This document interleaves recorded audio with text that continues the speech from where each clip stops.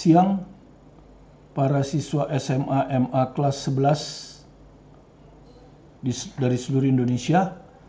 Kali ini kita akan membahas kesetimbangan kimia part 1. Bagi yang baru gabung atau belum subscribe, kalau merasa nanti video ini bermanfaat, boleh di subscribe. Yang sudah subscribe cukup di like. Oke, kita akan masuk ke kesetimbangan dinamik fluid fisika ya. Dulu, kenapa? Karena kesetimbangan dinamik fisika lebih mudah kita bayangkan ya, tanpa harus eksperimen. Karena di video ini kita tidak ada eksperimen.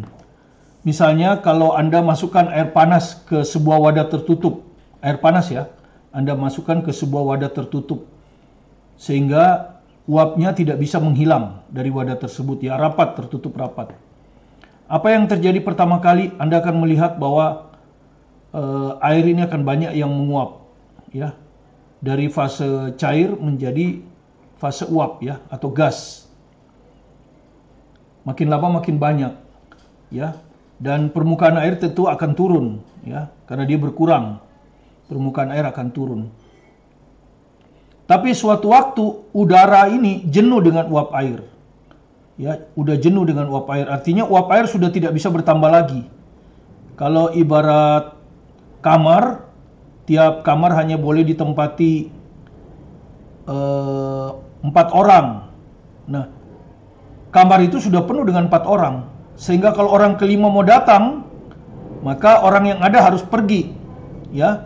Jadi kalau 2 orang mau masuk ke kamar, 2 orang harus keluar dari kamar ya. Jadi kira-kira seperti itu ya. Jadi setiap saat H2O cair ini akan berubah menjadi uap, tetapi nanti yang uap juga akan mengembun jadi air, dan jumlahnya sama banyak, sehingga permukaan ini tidak turun lagi, sudah konstan.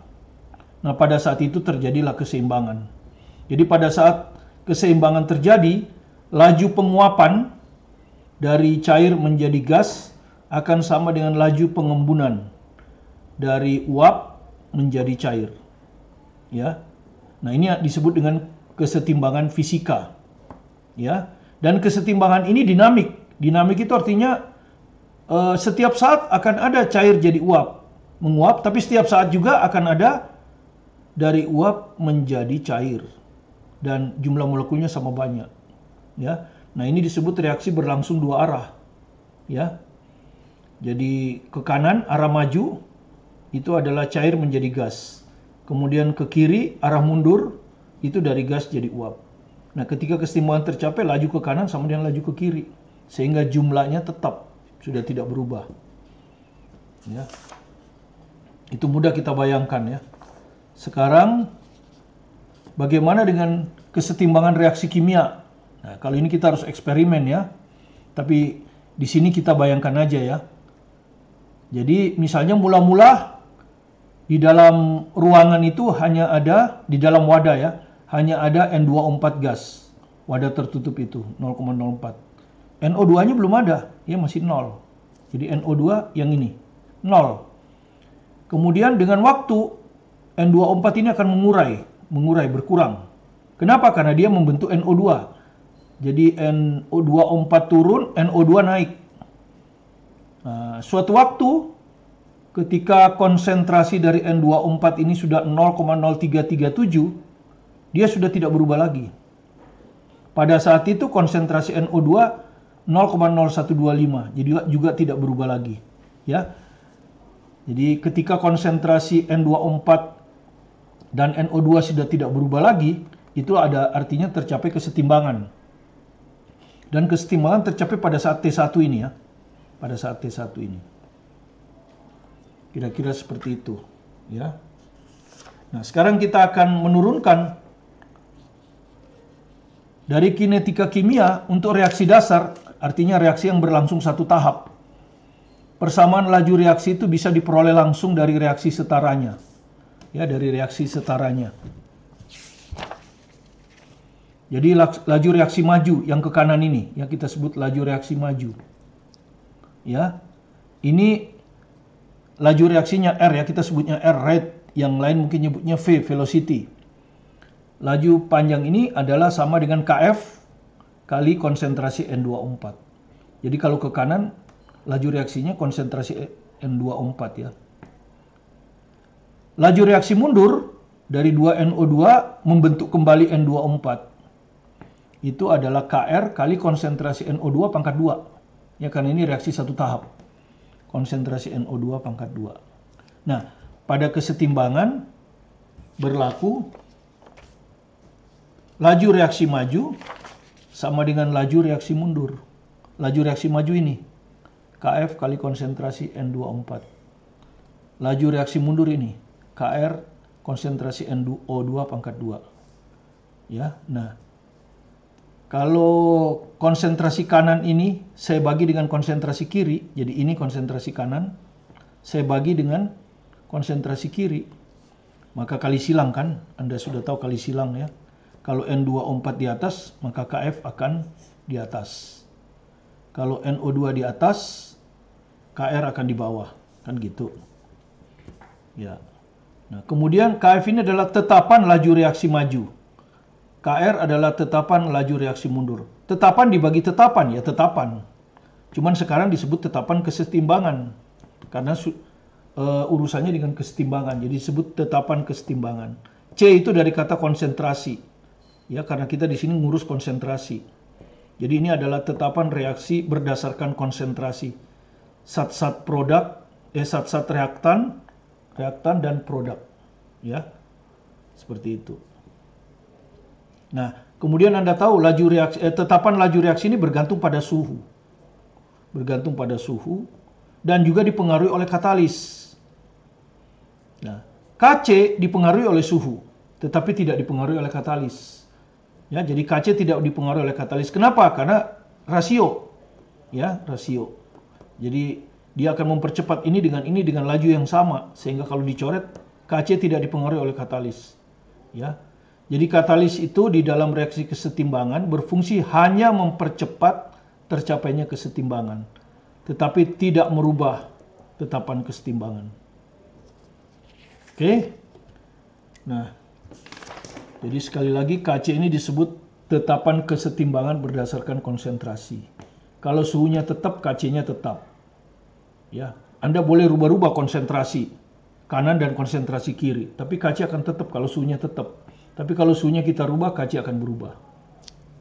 Seperti saya bilang tadi, bahwa Kc tidak dipengaruhi oleh katalis. Tapi kalau tetapan laju reaksi, dipengaruhi oleh katalis. Ya. Jadi perhatikan, katalis mempercepat tercapainya kesetimbangan, tetapi tidak mempengaruhi Kc. Ya. Nah, sekarang pertanyaannya bagaimana sih rumus tetapan kesetimbangan Kc itu? Bagaimana rumus tetapan kesetimbangan Kc? Nah, kita bisa peroleh dari 4. Ya, dari 4 ini kalau kita perhatikan, ini kan reaksinya tadi, ini kan reaksinya gini ya. Kalau kita perhatikan tadi ini kan N2O4, ya kan? Menjadi 2NO2. Ya. Ini tadi reaksinya, gas ya. Dua-duanya gas. Maka tetapan kesetimbangan adalah konsentrasi NO2 yang kanan ini produk pangkat 2 koefisien dibagi konsentrasi N24 kiri koefisiennya 1. Sehingga akhirnya kita simpulkan bahwa Kc itu adalah konsentrasi kanan dibagi konsentrasi kiri atau rasio konsentrasi kanan dibagi konsentrasi kiri dipangkatkan koefisien masing-masing. Ya. Ini. Jadi tetapan kesetimbangan Kc adalah rasio hasil kali konsentrasi zat-zat di ruas kanan dengan hasil kali konsentrasi zat-zat di ruas kiri dipangkatkan dengan koefisien reaksinya masing-masing. Jadi secara umum kalau ini semuanya gas ya atau semuanya larutan ya. Pokoknya homogen. Ya homogen itu ini semua fase sama. A, B, C, D huruf kecil itu adalah angka koefisien reaksi. A, B adalah reaktan, pereaksi, C, D adalah hasil reaksi atau produk. Maka Kc adalah perkalian produk yang kanan. Ya, yang kanan konsentrasi C kali konsentrasi D dibagi perkalian konsentrasi kiri. Konsentrasi A kali konsentrasi B. Dipangkatkan koefisien masing-masing. Konsentrasi C pangkatnya C, koefisiennya C. Konsentrasi D koefisiennya D, dipangkatkan D. Konsentrasi A, koefisien reaksinya A, dipangkatkan A, dan seterusnya, ya. Bersama 5. Tapi ada catatan yang harus Anda perhatikan. Yang pertama, konsentrasi yang dimaksud di sini adalah konsentrasi saat kesetimbangan. Ya. Jadi konsentrasi saat kesetimbangan. Kalau Anda lihat reaksi ini tadi, yang ini tadi, ya. Nah, konsentrasi yang dimaksud adalah konsentrasi di sini, kesetimbangan. Jadi untuk N2O4 konsentrasinya 0,0337. Untuk NO2 konsentrasinya 0,0125. Bukan konsentrasi awal ya. NO2 awalnya 0. Gitu. Sementara N24 004 ya. Jadi bukan nilai konsentrasi awal, tapi konsentrasi saat kesetimbangan. Itu yang pertama. Untuk menggunakan persamaan 5 ya. Yang kedua, kalau ada kesetimbangan heterogen yang melibatkan gas atau larutan, maka konsentrasi fasa padat dan cair itu tidak diperhitungkan. Jadi diabaikan aja kalau ada konsentrasi padat dan cair. Dan Anda harus bisa membedakan ya antara cair dan larutan. Kalau cair itu bentuk murni. Jadi misalnya kalau kita bilang Br2 liquid, itu artinya bromin dalam bentuk cair. Ya, tapi kalau kita bilang Br2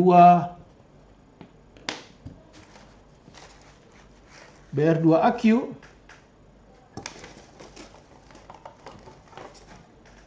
kalau kita bilang Br2 aqu, ya, ini adalah bromin yang dilarutkan dalam air, ya. Jadi ini dilarutkan, ada airnya. Kalau ini enggak, Br2 asli, cuman bentuknya cair, ya. Jadi Br2 meleleh ini, meleleh sendiri ya, berbentuk cair. Oke. Kemudian tetapan Kc hanya dipengaruhi oleh suhu. Jadi kalau suhunya tetap, Kc tetap. Kalau suhu berubah, Kc berubah. Jadi perhatikan 3 catatan ini ya. Oke, sekarang kita latihan hanya rumus saja, ya. Tulislah rumus tetapan kesetimbangan tiap reaksi berikut. Ini diambil dari contoh 41, halaman 250 dari buku ini. Ya, buku ini mudah dipelajari ya. Karena contoh soalnya detail, makanya tebal. Ya. Jadi kalau Anda belajar mandiri dari buku ini, kalau Anda punya kemauan kuat, Anda bisa. Jadi halaman 250, ya. Kalau Anda buka halaman 250, nah ini. Ya. Di sini ada contoh 41, ya, reaksinya sampai H. ABC sampai H. Saya hanya mengambil 5 saja. Ya.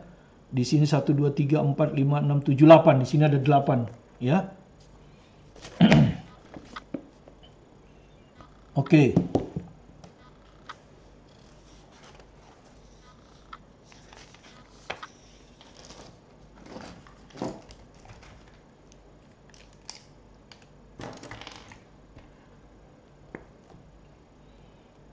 Tulislah rumus tetapan kesetimbangan tiap reaksi berikut. Semuanya gas ya, kalau semuanya gas nggak ada masalah. Karena Kc itu semuanya harus gas, atau semuanya aqua, larutan ya. Larutan itu aki, jadi ini maksudnya larutan. Kalau L itu cairan, ya. Jadi yang A misalnya, ya, yang A. Maka Kc-nya sebenarnya konsentrasi kanan ya, H2 dan I2. Konsentrasi kanan, ya, dibagi konsentrasi kiri, Hi. Semua dalam bentuk gas ya. Oke. Kemudian dipangkatkan koefisien masing-masing. Ini pangkatnya, ini koefisiennya 1, 1. 1, 1. Yang ini koefisiennya 2. Ya, jadi ini 2. Nah, begini. Ya, selesai. Yang B, yang C, berapa Kc-nya? Nah, Anda perhatikan ya, ini gas, gas, gas, gas. Jadi semua terlibat. Konsentrasi kanan adalah NO dan H2O. NO dan H2O. per konsentrasi kiri NH3 dan O2. NH3 dan O2. Dipangkatkan koefisien masing-masing ya. NO koefisiennya 4, H2O 6. Jadi NO 4, H2O 6 pangkatnya. NH3 4, O2 5 ya. NH3 4, O2 5. Nah, ini adalah Kc-nya. Ya. Kemudian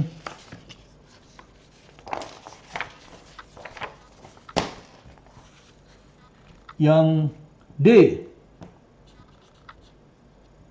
ya, aqua semua ya. Jadi aqua semua ya, jadi nggak ada masalah. Kalau aqua semua ya, jadi Kc konsentrasi kanan. Ya, jadi ini sudah konsentrasi kanan H3O+, CH3CO2,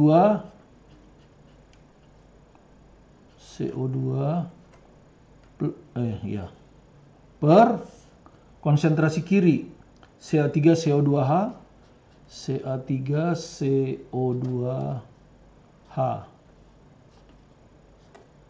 kali konsentrasi H2O.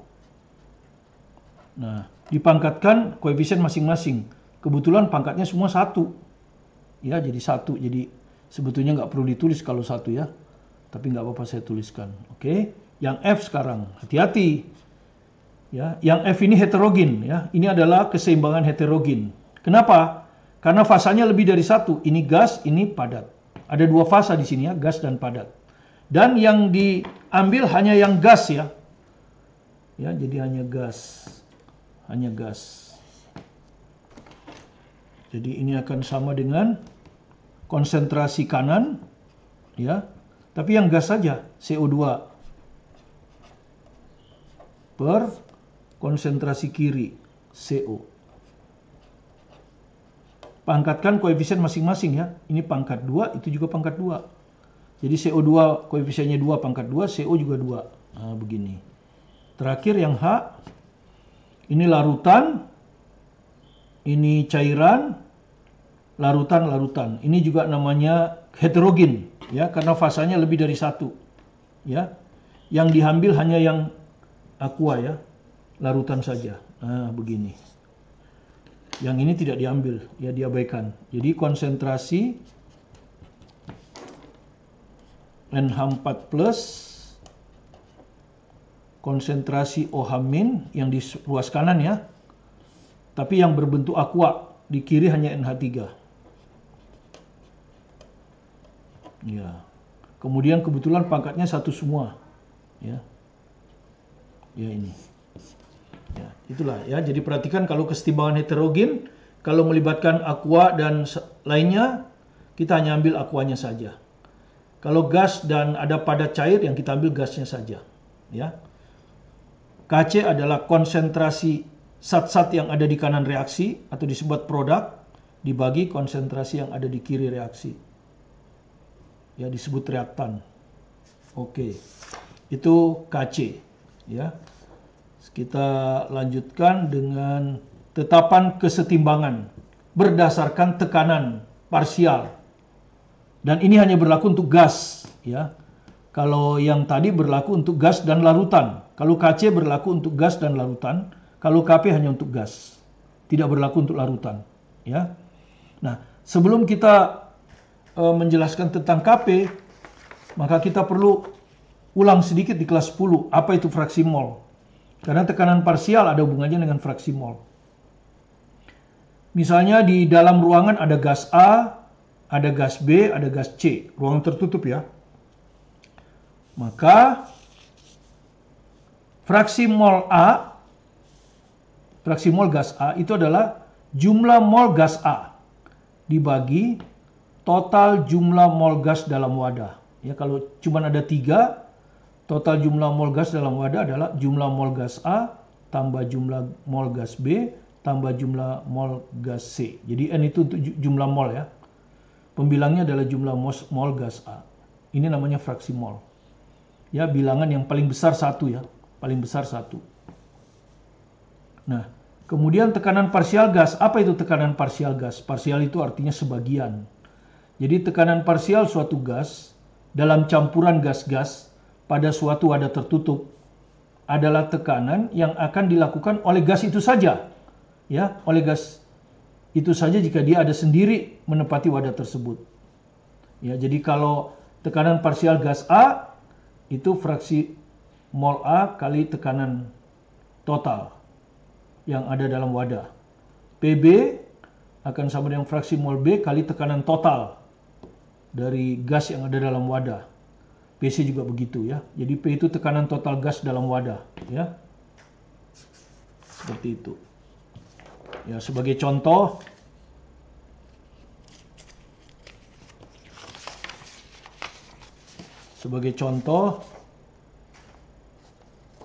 misalnya dalam suatu wadah tertutup ya. Dalam suatu wadah tertutup terdapat 2 mol N2, 6 mol H2 dan 120 mol NH3. Jadi ada 3 gas ya, gas N2, gas H2 dan gas NH3. Maka total mol gas adalah 20 tambah 60 tambah 120, 200 mol. Maka tekanan N2 saja, parsial N2 adalah fraksi mol N2 kali P. Nah, fraksi mol N2 itu adalah jumlah mol N2 kan? Jumlah mol N2 ya. Jadi kalau kita tulis jumlah molnya kita anggap aja N ya. Jumlah mol dari N2 gitu ya. Per jumlah mol total ya. Kita sebut aja sigma N ya. Kali tekanan parsial. Tekanan total. Tekanan totalnya kan 100 atm. Nah, begini. Misalnya jumlah mol N2 20. Ya kan? Jumlah mol seluruhnya ini 200 kali 100 atm. Itulah tekanan parsial gas A. Gas N2. Jadi 10 atm. Ini. Ya. Kemudian untuk H2 ya akan sama dengan NH2 ya, fraksi molnya per sigma N, maksudnya mol total kali 100 atm. Tekanan total ya kan. Nah, NH2 berapa? Ini 60 mol ya, diketahui 60 mol. Oke. Jadi 60 per 200 kali 100 atmosfer. Sama dengan 30 atm. Nah, kalau NH3 berapa X NH3? Berarti mol NH3 kan gitu. Dibagi mol total dikali P. Gitu. Kalau kita hitung, ini sama dengan NH3 molnya 120. Jumlah mol seluruhnya 200. Ya ini, total mol 200. Kali tekanan total tadi sudah 100 atm. Maka hasilnya 60 atm. Nah, untuk memeriksa, Anda tambahkan aja. Kan di ruangan itu hanya ada 3 gas. Maka tekanan ketiga gas itu kalau dijumlahkan harus sama dengan tekanan total. 10 tambah 30, 40, 40 tambah 60, 100. Berarti benar. Ya, seperti itu. Oke, kita lanjutkan dengan rumus tetapan kesetimbangan berdasarkan tekanan.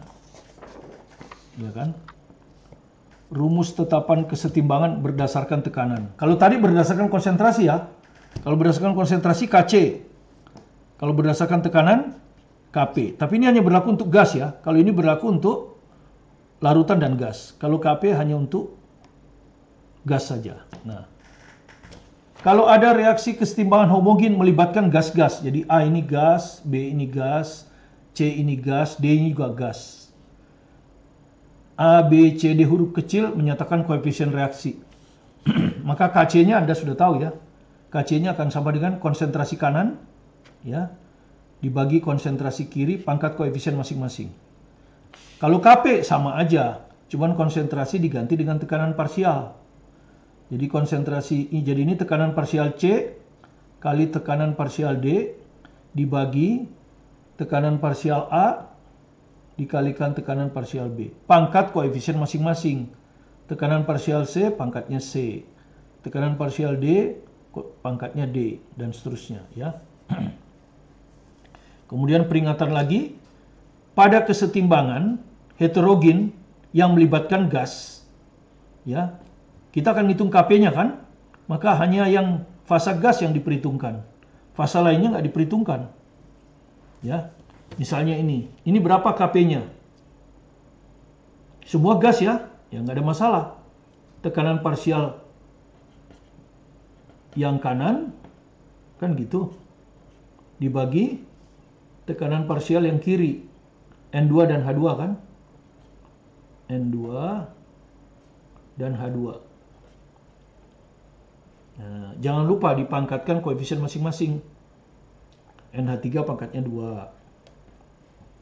N2 koefisiennya 1, pangkatnya 1. H2 ya toh. H2 koefisiennya 3, pangkatkan 3. Begini ya. Jadi dipangkatkan masing-masing. Oke. Kalau yang B gimana? Yang B. Nah, ini ada gas tapi ini padat. Nah, padatnya dicuekin, jadi dianggap nggak ada. Jadi Kp-nya sama dengan konsentrasi tekanan parsial yang kanan.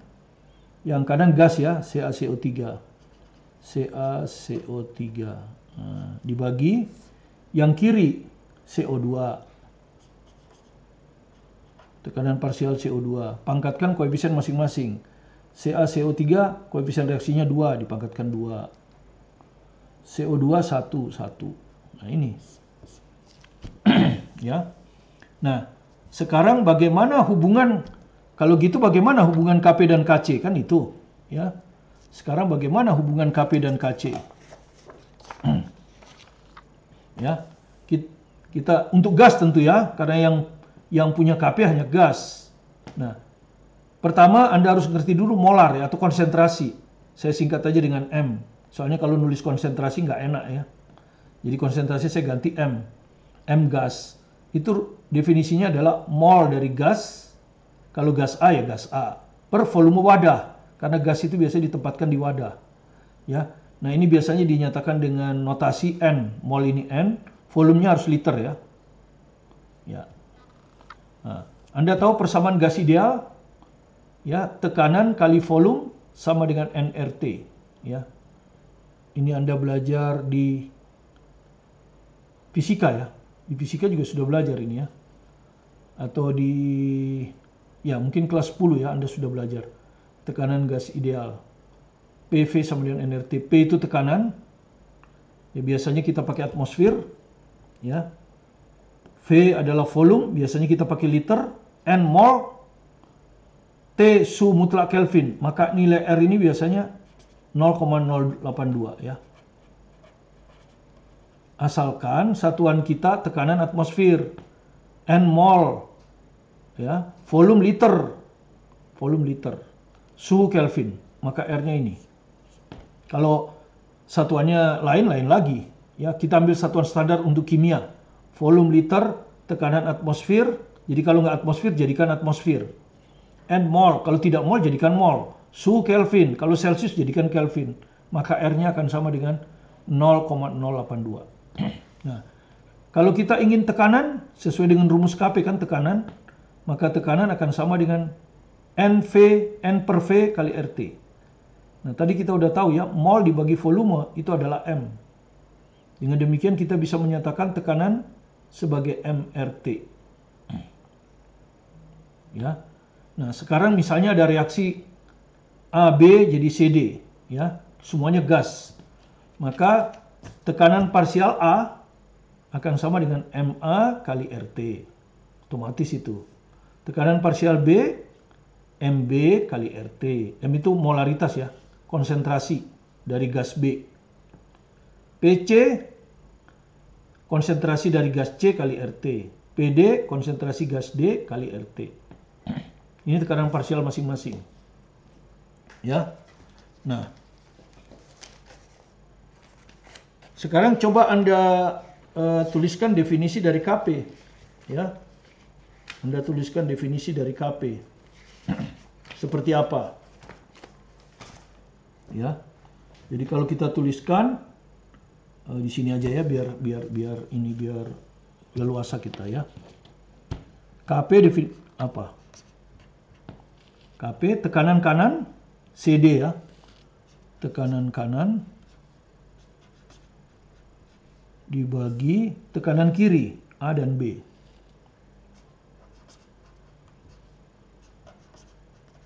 Pangkatkan koefisien masing-masing ya. CD AB. Nah, ini yang pertama dilakukan. Sekarang Anda masukkan ya. Anda masukkan PC itu ini, MCRT. PC itu MCRT. PD MDRT. D ini C ini.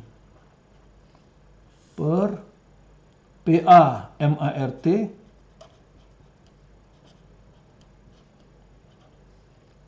PB MBRT pangkat B. Nah, ini kalau kita satukan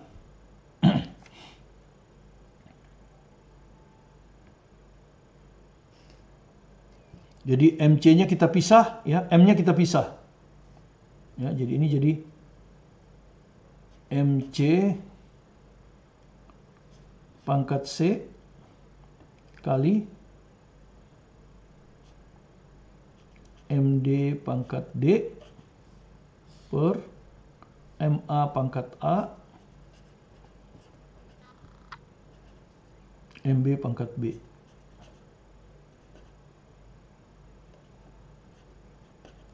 Ini sorry, ini huruf besar ya.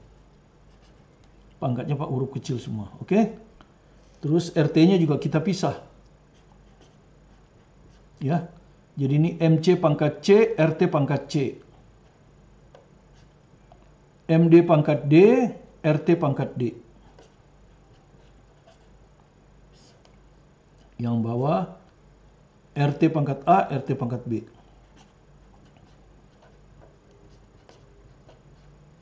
Nah, seperti ini. Kemudian Anda perhatikan ini apa ini? Ini konsentrasi ya. Ya, konsentrasi C. Ini C. Ya, konsentrasi kanan dibagi konsentrasi kiri. Ini KC ini. Ya, konsentrasi kanan bagi konsentrasi kiri. M itu konsentrasi. Nah, ini RT-nya bisa kita satukan ini. Ya. Kalau kali itu jumlah C plus D ini kan. Ya, ini di bawah jadi kurang A plus B. Begini ya. Ini pembagi di bawah jadi kurang A plus B. Nah, kemudian ini sering dikasih nama delta N ya. Jadi sama dengan KC kali RT delta N. Nah, begini ya. Ini KP. Ini rumusnya. Jadi ini tuh dikasih nama delta N ya. Delta N ya. Delta N itu adalah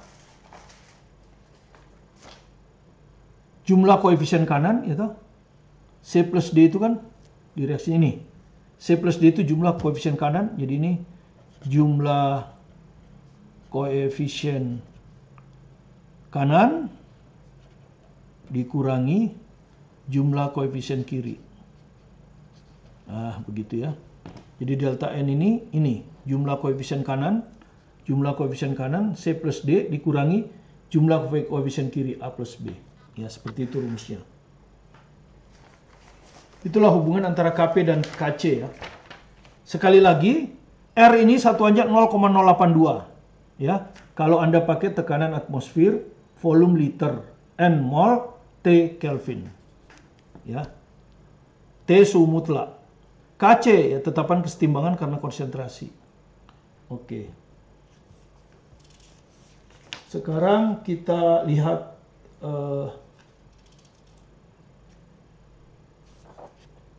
contoh soalnya lah, ya. Kita akan pakai rumus ini. Ya. Itu ada di contoh 43 dari buku ini, ya.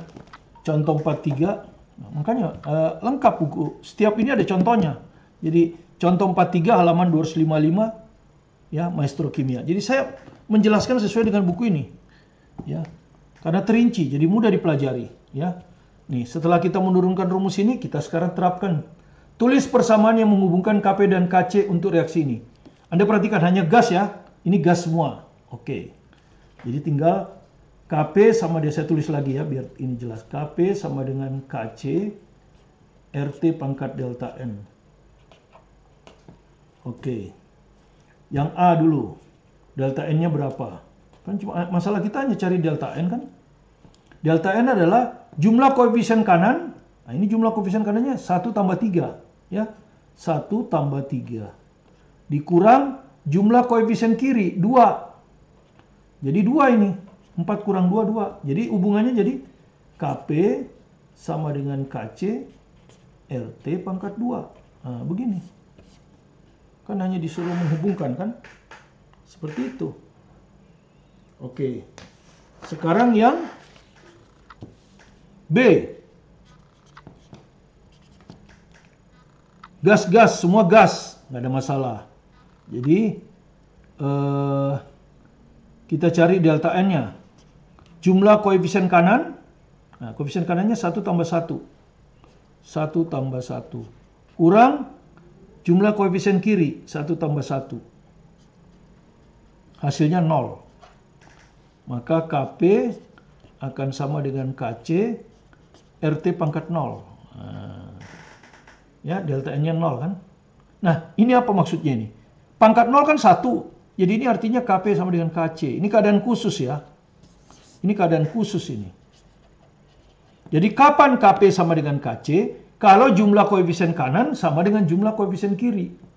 Jadi kalau suatu reaksi melibatkan gas-gas, jumlah koefisien reaksi gas-gas di kanan sama dengan jumlah koefisien reaksi gas-gas di sebelah kiri, maka Kp akan sama dengan Kc. Ya, itu. Oke, yang nomor C.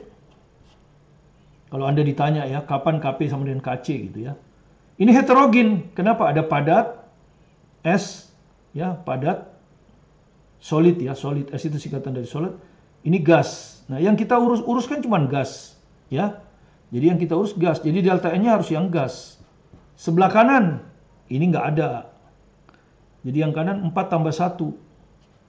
Nah, dikurangi yang kiri.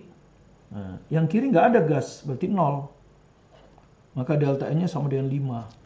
Maka Kp sama dengan Kc RT pangkat 5. Nah, Anda bisa baca di buku ini ya. Anda bisa baca jawabannya di buku ini. Ya. Saya hanya menjelaskannya ya. Jadi saya berusaha menjelaskan sesuai dengan buku. Oke. Ya, supaya waktu kita tidak terlalu lama, maka untuk part 1 ini kita akhiri saja di pengertian Kp dan Kc dan bagaimana hubungan antara Kp dan Kc di contoh soal yang kedua itu. Nanti di part 2 kita akan bikin 2 contoh soal lagi untuk aplikasi dari Kp dan Kc.